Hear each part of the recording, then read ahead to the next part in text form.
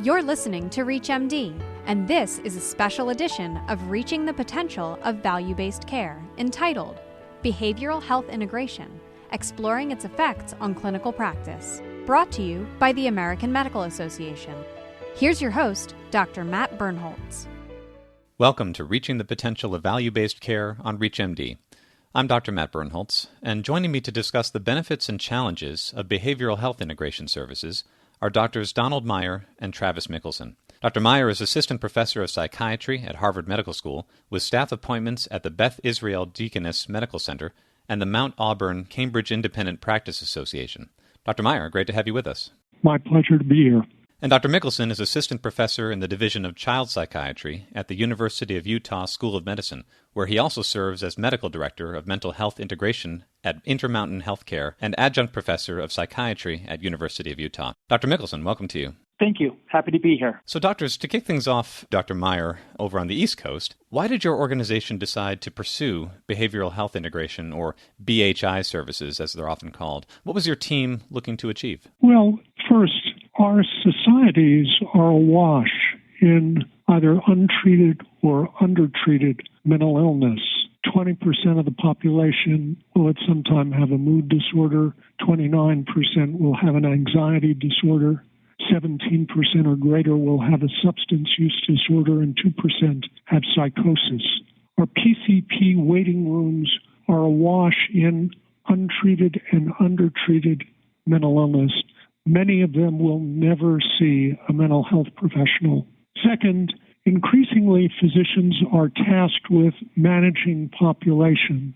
The mission of behavioral care integration was twofold: to identify these two different groups that have significant overlaps, and then identify avenues of intervention.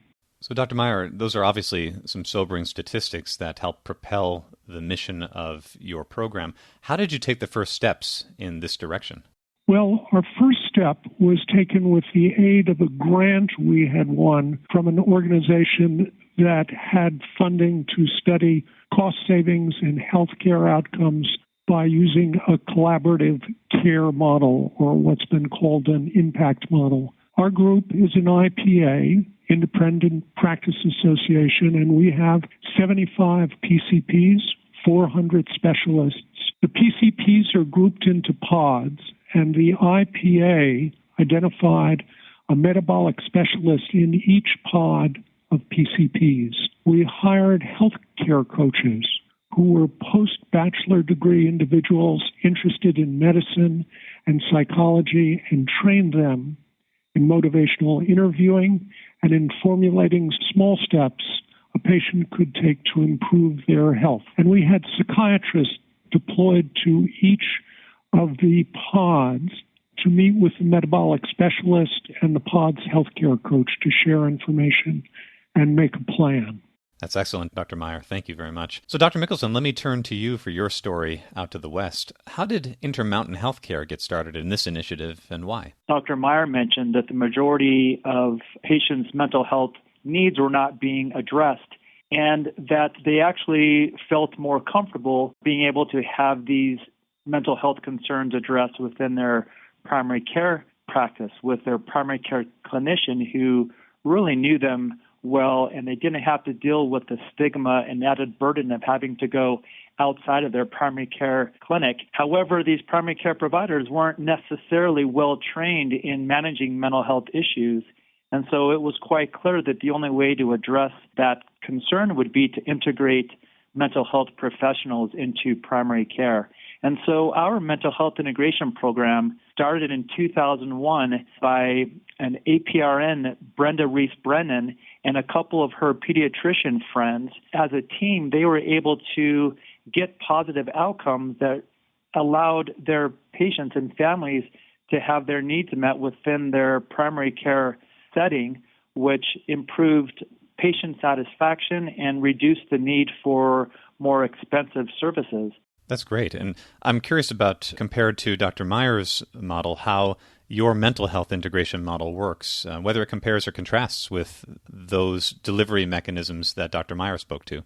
Well, one of the things that I really noticed in listening to his model is one of the similarities is having someone on that team within that primary care clinic that plays a role of the health advocate or care manager, because one of the important aspects of any successful behavioral health or mental health integration model is we need some added support to help that primary care provider and the psychiatrist. This is not something that only a psychiatrist or primary care provider is going to be able to adequately manage on our own. And Dr. Meyer, let me come back to you then. Any thoughts from your vantage point on these respective models as you hear Dr. Mickelson's take on mental health integration or behavioral health integration services? Well, Dr. Mickelson's system has in place an administrative structure that can decide that this program is going to be deployed. And it's a significant advantage in getting it done. We, in my group, proceed by consensus. And so it was one thing to develop the program, but then we had to persuade the consumer, that is the PCPs, that this was something that they would want. I'm sure you all know PCPs are in the position these days of having one more task and one more program added to their plate, and their experience often is that it increases the workload rather than increasing treatment efficacy. And so our mission was to try to show the PCPs that we were offering them something of value. So the hope was that we would build some feeling that we're all in this together, trying to fix a problem. So, doctors, you've given me a good sense of how your peers initially reacted and then started to adopt these models in practice. What about the responses that you've both received from patients as these initiatives got underway? Dr. Meyer, let me start with you. How were the early goings on your end? The acceptance of patients was greatly facilitated if the treating doctor, that is the PCP, had bought into the value of the program. The patients had to be educated about what a health coach was going to do, and that they were not psychotherapists in the field, but they were advocates for the patient's health and well-being. Many of the patients, especially those who were more isolated, welcomed the ongoing interest of the healthcare coaches, and that the coaches were conveying clinical information both to the PCP and to the psychiatrist. There were other people who were more private, didn't want to talk to someone, wouldn't answer the phone. So we had a range of responses, though by and large, most of them were pretty good. And Dr. Mickelson, was your experience with patients similar to that of Dr. Meyer's when you were helping to launch this integrated model? When I first started working in this large pediatrics clinic, the pediatricians that had been working in this clinic had been dealing with mental health concerns from their patients on their own without much support for several years. And it felt almost as if I was a rock star walking onto the stage. I was so appreciated for what I was able to bring to the team. And again, it's very clear that patients and families would much rather have all of their health care needs met within that safe, comfortable space within their primary care clinic than having to go outside of that. And so I've just had overwhelming success and appreciation both from patients and primary care providers. For those just tuning in, you're listening to Reaching the Potential of Value-Based Care on ReachMD. I'm Dr. Matt Birnholz, and today I'm speaking with Drs. Donald Meyer and Travis Mickelson about their experiences implementing behavioral health integration models into practice. So, doctors, we've gotten a good sense of the origins, the early developments, and some of the patient and peer responses to these initiatives from your respective vantage points. I'd like to now cover some of the challenges you've encountered along the way. So, Dr. Mickelson, what barriers have you come across, and how have you addressed them to date? One of the big challenges we have in developing these mental health or behavioral health integration programs is to really change the culture of that practice. We sometimes run into providers who will tell us, I don't do depression, or this is something that a psychiatrist needs to manage. And so it's important for us to be able to show them why this work matters and why working in an integrated way does improve the health and well-being of our patients. And if we do this right and do this well, we can actually decrease the primary care stress and burden that they're under. And also, if we can do this in a way that really measures outcomes, we can show that we are improving quality and decreasing the high cost of care. And Dr. Meyer, are there any additional issues, expected or unexpected, that you're still dealing with over on the East Coast? Yes. One of the issues when we first conceived of this program was to facilitate PCPs treating various types of depression and anxiety.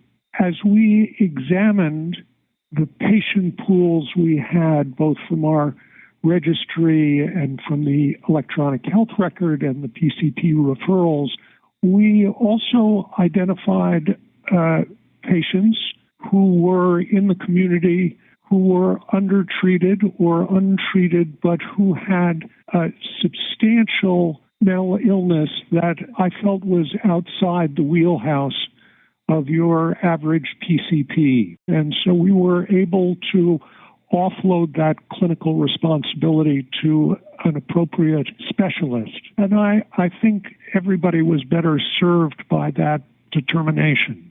We also faced monetary issues because the grant ran out. And the IPA decided they wanted to continue something, but they didn't have the financial wherewithal to replace what the grant had been giving. And so we had to form a second iteration to try to address these two patient populations. So clearly there are some overlapping issues from your respective practices. But since implementing BHI services, I'd love to know from both of you what kinds of changes in outlooks from that culture change you both spoke to that was needed, to the responses to outcomes, most importantly, that you've seen since that time. Dr. Meyer, can you speak to the impact that these programs have had? Yes, well, one of the most satisfying things about these programs is that we saw the hoped-for differences. So if you look at the aggregate scores on PHQ-9s, they improved dramatically because of these programs. And if you look at hemoglobin A1Cs or at blood pressure control, those improved as well. And the experience really of the team was also very positive. It certainly sounds so. How about for you, Dr. Mickelson? Likewise, I also found in our program that overwhelmingly our primary care providers really appreciate that this mental health integration program is just a critical component of our value-based healthcare strategy. And that value is felt both by the physicians and patients alike. We are receiving measurable improved outcomes, lower costs, and that's an excellent thing to be able to see. And also just in a time today where we're really dealing with large amounts of physician disengagement and increased risk of suicide and suicide rates, just having that immediate and accessible help for that distressed patient has just really been invaluable. So doctors, my last question to you both then, considering our audience, what advice would you give those who are considering implementing behavioral health integration models into their practices? And Dr. Mickelson, let me start with you. Yes. So number one, I just feel that this is the most meaningful work that I can imagine doing as a psychiatrist. Number two, it's critical to have that leadership support and have the adequate resources that are really needed for our primary care medical homes to be successful. And we can't forget that important role of the healthcare manager. They're so valuable to our integrated models. And then number three is it's really important to make sure that you have a very clearly defined process that will allow you to identify the complexity of the patient's needs, in a very patient-centered manner that will help you identify the appropriate level of engagement required from the behavioral health integrated team and what that level of care that would be needed. Thank you, Dr. Mickelson. That was really informative. And Dr. Meyer, you have the last word. I think it's important, whether you are big or small, that you attempt to address these questions we've talked about because they're major determinants of health and illness with your patients. There are various forms of behavioral health integration that can be scaled to a single practice, to a group practice, or to a major system. And each of them, in their own ways, provides access for intervention for these patients. And I would just say it's an enormously satisfying kind of work to do. Well, with those great takeaways from both of my guests, I want to thank Dr. Meyer and Dr. Mickelson for joining me to discuss the current realities, challenges, and opportunities for physicians considering behavioral health integration models in practice. Doctors, it was great having you both on the program. It was my pleasure to be here. It was a real pleasure. Thank you.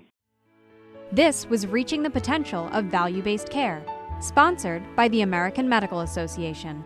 To access other episodes of this series, visit reachmd.com/value-based care, where you can be part of the knowledge.